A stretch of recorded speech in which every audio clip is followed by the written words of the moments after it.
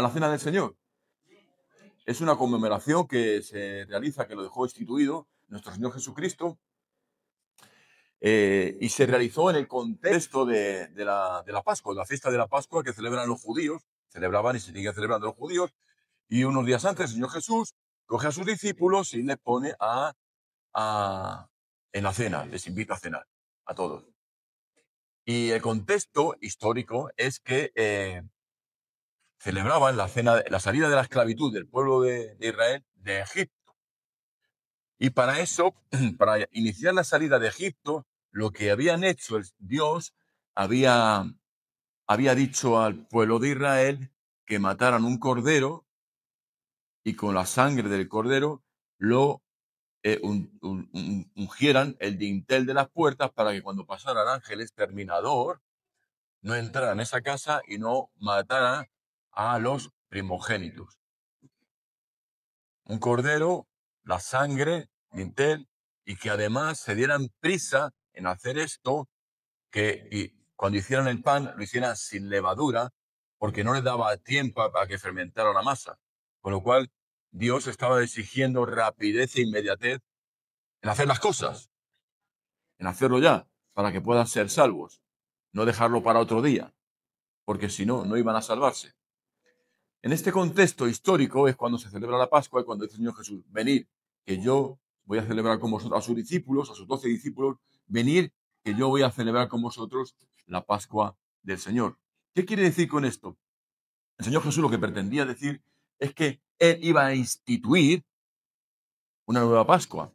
Ese cordero que mataron los judíos y con el cual la sangre iba a ser ungida en el dintel de la puerta para que cuando pasara el ángel exterminador pasara de largo, ahora es Jesucristo, el Cordero de Dios, que iba a quitar el pecado del mundo. Era Jesucristo que decía, con mi sangre vais a ser perdonados y vais a tener vida, y vida en abundancia.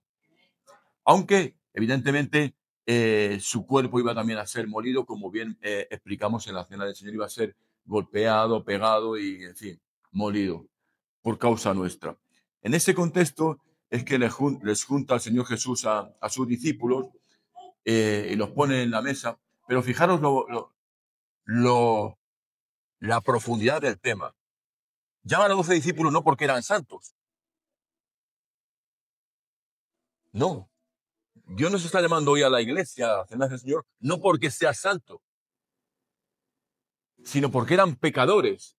Si recordamos a los 12 discípulos, ¿verdad? Dentro de ese grupo estaba, ¿quién? Judas, y le invita a la cena.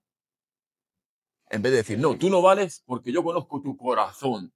Fíjate tú cómo Dios conoce tu corazón. Y sabemos que yo, no tú, porque tú eres, pero yo sí soy pecador y aún así Jesucristo me invita cada día a ser partícipe de su gloria y de su honra. No solamente Judas, sino también Pedro. Sabía que le iba a fallar Pedro y muchos de los discípulos, y sin embargo no lo considera así. Les invita porque Él era la gracia. El Señor Jesucristo era la gracia y les iba a perdonar y en su misericordia. Excepto Judas, que él mismo propuso su condenación, exclusivamente Él. Es decir, que el nuevo pacto que está haciendo el Señor Jesús era para los pecadores. Fíjate, a veces tenemos el concepto de decir, no, yo no tomo la cena del Señor porque es que yo tengo que ser santo.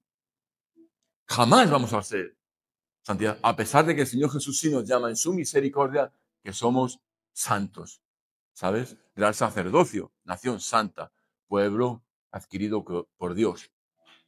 Pero tú fíjate para qué. Y les hace ver así, ¿no? Pues yo voy a participar con vosotros. Quiero que sepáis que voy a ser molido cuando propone la ruptura del pan, que lo comparte. Voy a ser molido por vosotros. Mi sangre, la sangre voy a derramar en la cruz del Calvario para que tengáis perdón de pecados.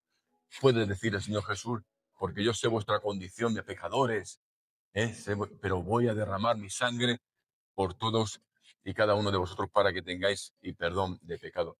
Así que, y lo hace también en un contexto curioso. Haced esto en conmemoración mía. Cada vez que comáis, fijaros que no sacraliza lo que llama la gente una religión, no lo voy a mencionar siquiera. lo que llama la gente la cena del Señor, lo que llamamos nosotros la cena del Señor, no lo sacraliza.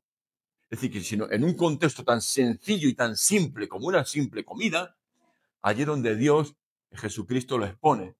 No hace falta ningún altar, no hace falta ninguna copa especial. Sencillo, ¿verdad? No hace falta absolutamente nada. Con la sencillez del corazón, la participación de la cena del Señor cada día. Cada vez que tú te pongas a comer, ¿qué es lo que haces? Da las gracias, ¿no? ¿Qué hizo Jesucristo? Primero dio las gracias al Padre.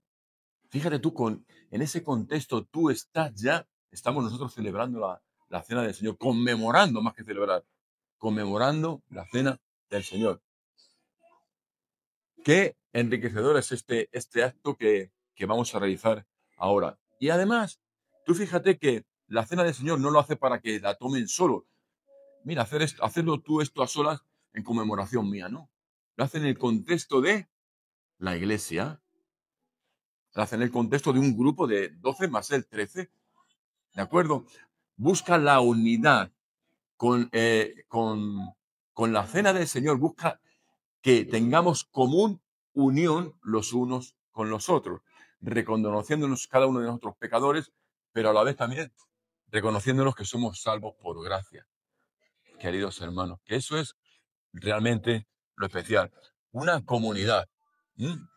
Una comunidad que sí, evidentemente estaba, pues es un poco rota en cuanto a los delitos, en cuanto a los pecados que tenían Judas, Pedro y demás, ¿verdad? Pero fíjate cómo en el contexto de los evangelios sinópticos, los tres evangelios sinópticos hablan de lo mismo. Luego Juan lo expresa de otro modo la cena del Señor. Y sin embargo llega el apóstol Pablo a través en el transcurso de los años, mira para atrás lo que ocurrió, lo que sucedió, lo que quiso decir el Señor Jesucristo con esto de la cena del Señor, y lo ve de otro formato. Ni lo explica de otro formato, siendo una cena del Señor como es, pero ya él dice, mire, examínese cada uno a sí mismo, en la condición en la que se encuentra. Nadie va a ser santo. Pero sí hay una condición, que es cuando somos sinceros con nosotros mismos, hemos ofendido a alguien, hemos pecado contra alguien, en ese contexto sí hemos pedir perdón, arrepentirnos de nuestros pecados. Y así, de esa manera, el apóstol Pablo recomienda cada vez que se tome la cena, examínese cada uno a sí mismo y coma así del pan y beba de la copa. Verdaderamente, por aquel entonces, en la iglesia de Corintio, había una indignidad latente, ¿no? Porque cada uno buscaba lo suyo, buscaba así. Y además, la gente rica, la gente de pudiente, lo que hacían era beneficiarse, comer ellos los primeros y en vez de compartir, pues eran un poco egoístas. En vez de compartir el pan, en vez de compartir el vino, primero bebían ellos, tomaban ellos, se saciaban ellos y después, si sobraba algo, lo compartían. Es decir, eh, una situación bastante fea, ¿no? Que gracias a Dios, en la iglesia nuestra, aquí, en la iglesia de hoy día, eso no ocurre ya. Ninguno es egoísta, sino lo que tenemos, lo compartimos. ¿Eh?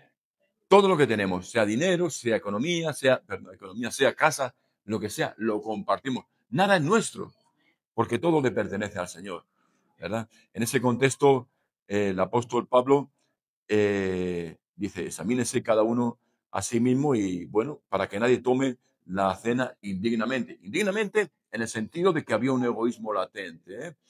Los ricos oprimían a los pobres, aun siendo cristianos, aun siendo todos partícipes en la iglesia de Corintio. Por eso, a continuación, voy a leer el pasaje de Corintios, es el que consideró el apóstol Pablo, y dice así. Porque yo recibí del Señor también lo que, en Primera de Corintios 11, disculpen, 23 al 29. Porque yo recibí del Señor lo que también os he enseñado. Que el Señor Jesús, la noche que fue entregado, tomó pan y habiendo dado gracia lo partió y dijo, tomad, comed, esto es mi cuerpo que por vosotros es partido. Haced esto en memoria de mí. Asimismo tomó también la copa, después de haber cenado, diciendo, esta copa es el nuevo pacto en mi sangre. Haced esto todas las veces que bebiereis en memoria de mí. Así, Pues todas las veces que comiereis este pan y bebiereis de esta copa, la muerte del Señor anunciáis hasta que Él venga. De manera que cualquiera que comiere de este pan o bebiere de esta copa del Señor indignamente, será culpado del cuerpo y de la sangre del Señor. Por tanto, pruébese cada uno a sí mismo y coma así del pan y beba de la copa, porque el que come y bebe indignamente sin discernir el cuerpo del Señor, juicio come y bebe para sí. Por lo cual hay muchos enfermos y debilitados entre vosotros, y muchos duermen. Por tanto, vamos a pedir un momento de reflexión a ti mismo, y yo te invito de verdad, todo corazón, de que si tú tienes algo en contra de alguien y está aquí, le pidas perdón, pero con total sencillez.